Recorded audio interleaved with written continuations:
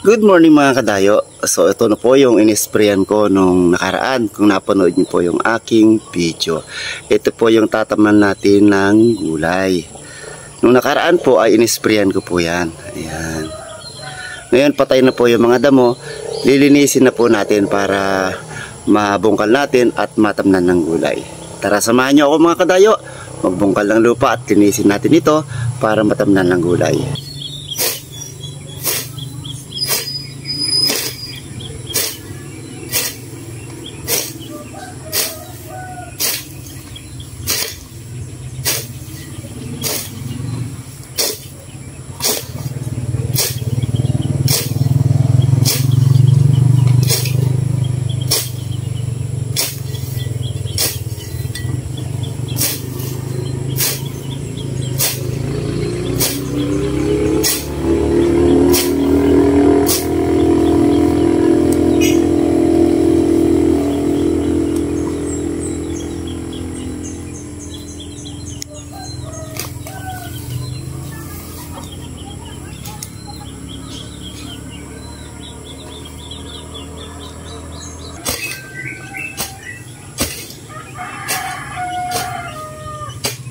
Dito ko iniipon sa gitna yung mga damo at patutuyuin natin.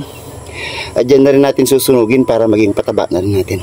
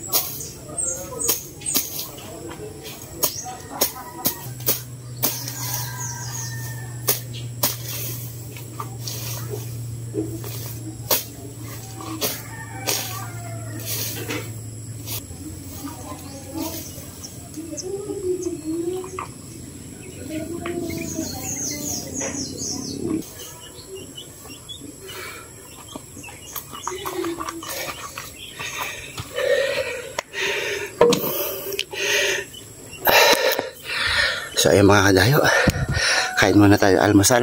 Ayan, medyo maluwang-luwang na yung nalilinis natin. Nandoon, mag-almusal muna tayo mga kadayo. At abangan nyo po yung itatanim natin dito.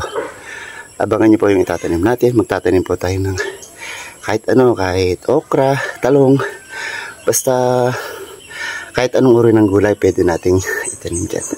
O sige, maraming salamat mga kadayo sa inyong pagsama sa akin dito sa paglilinis sa aking munting garden. Ayan, tatamnan po natin yan. God bless po.